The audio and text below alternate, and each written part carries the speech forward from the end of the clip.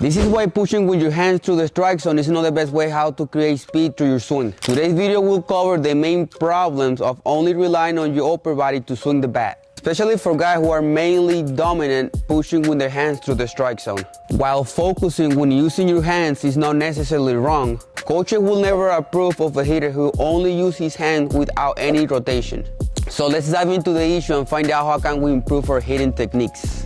When a coach tells you to use your hands, they don't mean to push with your hands to the strike zone and literally start using your hands like this. What they mean is to stop yanking with your lower back or stop spinning off the ball while you're trying to swing the bat. This type of movement is often a compensation for players who like to spin or yank with the lower back and try to control the direction of the ball by only using their hands. Hitters like this like to push with both hands and the barrel of the bat through the strike zone to put the ball in play, and it looks something like this.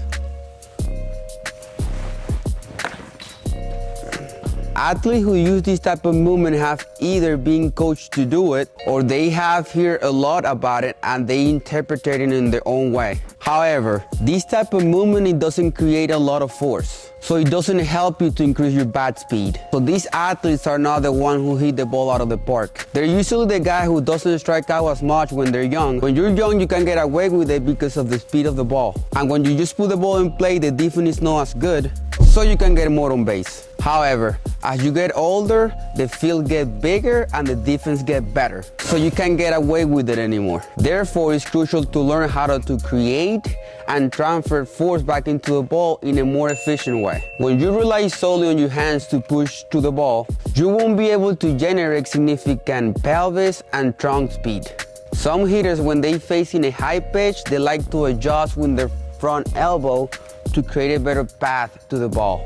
However, this cannot be the only technique used to create direction with your swing because you're gonna lose a ton of power. Okay, what does data say? So this is actually a big one that we're going to dive into. And again, let's go ahead and just show the movement. Yep. Ooh.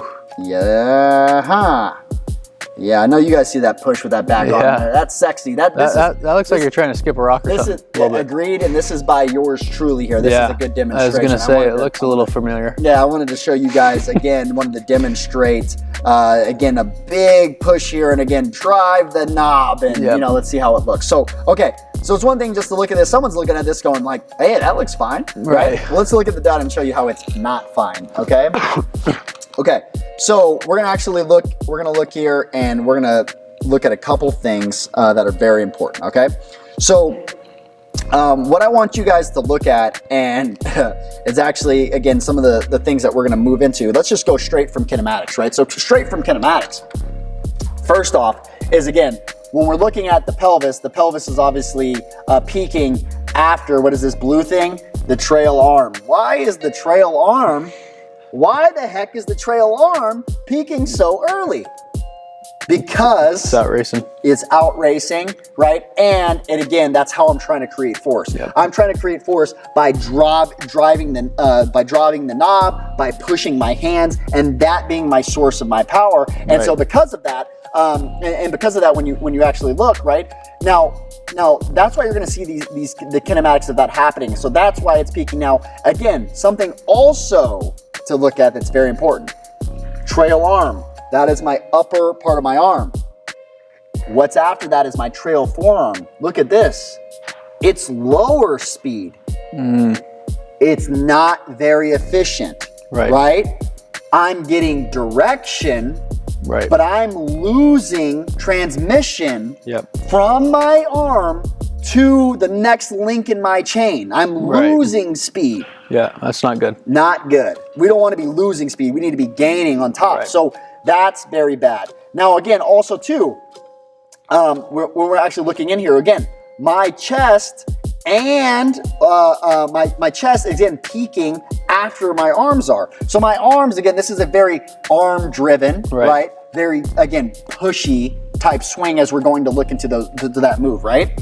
So Again, that's a very, just looking at kinematics though, you can just see, and also too, when we're looking in, again, we don't have the bat in this example, but again, we're losing out on a ton of there, because again, if we're looking into the links in the chain here, is again, I'm losing a ton of force going into that next segment of my chain, which is my prior forearm. So that's big there.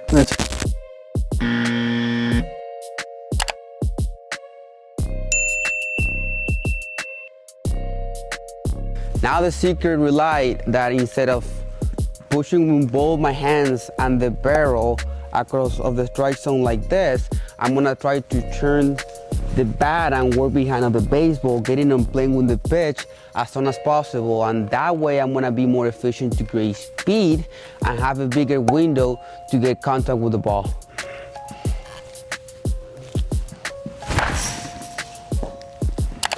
One of my favorite drills to work with this issue is to having a split grip and start a launch. The split grip is gonna be somewhere around here, just about 4 fingers from one hand to the other.